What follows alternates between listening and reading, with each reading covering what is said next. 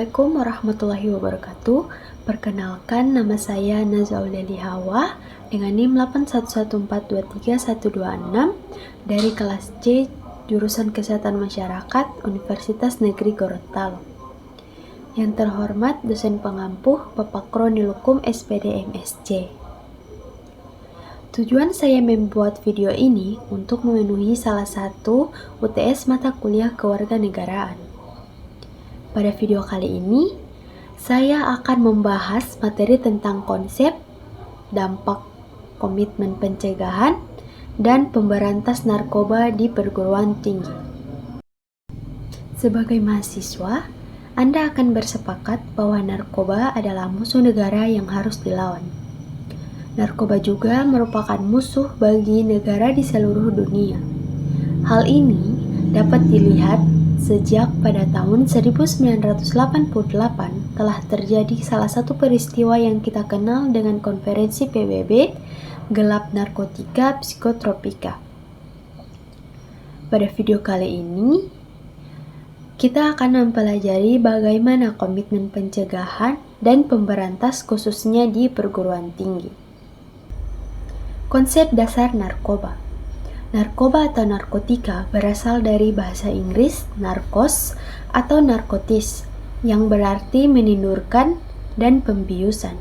Selain itu, dalam bahasa Yunani, narkotika disebut narke atau narkam yang berarti terbius, sehingga tidak merasakan apa-apa.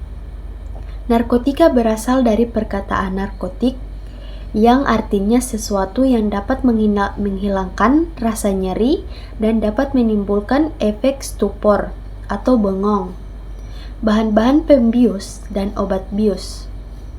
Sebagai negara konstitusi, narkoba diatur dalam Undang-Undang Nomor 35 Tahun 2009 tentang narkotika dan Undang-Undang Nomor 5 Tahun 1997 tentang psikotropika. Kemudian kita masuk pada bentuk dan jenis narkoba. Pramono Tenhowi mengemukakan bahwa dalam Undang-Undang Nomor 22 Tahun 1997 membagi narkoba dalam 3 jenis atau golongan. Di antaranya adalah golongan pertama, yaitu narkotika yang hanya dapat dipergunakan untuk tujuan ilmu pengetahuan dan tidak ditujukan untuk terapi serta mempunyai potensi yang sangat tinggi untuk menyebabkan ketergantungan. Misalnya adalah heroin, putau, kokain, ganja, dan lain-lain. Kemudian golongan yang kedua yaitu narkotika yang berkhasiat. Pengobatan digunakan sebagai pilihan terakhir dan dapat digunakan dalam terapi dan bertujuan sebagai pengembangan ilmu pengetahuan serta mempunyai potensi tinggi mengakibatkan ketergantungan. Misalnya adalah morfin, betidin, turunan atau garam, narkotika dalam golongan tersebut, dan lain-lain. Golongan yang ketiga yaitu narkoba yang berkhasiat pengobatan dan banyak digunakan dalam terapi dan bertujuan untuk pengembangan ilmu pengetahuan serta mempunyai potensi ringan mengakibatkan ketergantungan. Misalnya adalah kodein, garam-garam narkotika, dan golongan tersebut, dan lain-lain. Inilah 9 jenis narkoba. Selanjutnya ada faktor penyebab penyalahgunaan narkoba. Setelah Anda mengetahui jenis dan bentuk narkoba, pada bagian ini akan melihat secara spesifik faktor penyebab yang mendorong penyalahgunaan narkoba. Berikut ini adalah bagian dari indikator faktor penyebab, diantaranya adalah perasaan egois. Merupakan sifat yang dimiliki oleh setiap orang. Sifat ini seringkali mendominir perilaku seseorang tanpa sadar. Demikian juga bagi orang yang berhubungan dengan narkotika, para pengedar, dan pengguna narkotika. Selanjutnya ada kehendak ingin bebas. Kehendak ingin bebas ini muncul dan terwujud ke dalam perilaku setiap kali seseorang dihimpit beban pikiran maupun perasaan. Selanjutnya ada keguncangan jiwa. Dalam keadaan jiwa yang labil, apabila ada pihak-pihak yang berkomunikasi dengannya mengenai narkotika, maka ia akan dengan mudah terlibat tindak pidana narkotika. Kemudian rasa keingintahuan. Perasaan ingin tahu ini tidak terbatas pada hal-hal yang positif, tetapi juga kepada hal-hal yang sifatnya negatif. Kemudian ada faktor eksternal perilaku. Yang pertama, keadaan ekonomi. Pada dasarnya dapat dibedakan menjadi dua, yaitu keadaan ekonomi baik dan keadaan ekonomi yang kurang. Dilihat dari segi ekonomi yang cenderung mempercepat pendapatan keinginan, kemungkinannya lebih besar dibandingkan dengan keadaan ekonomi yang kurang.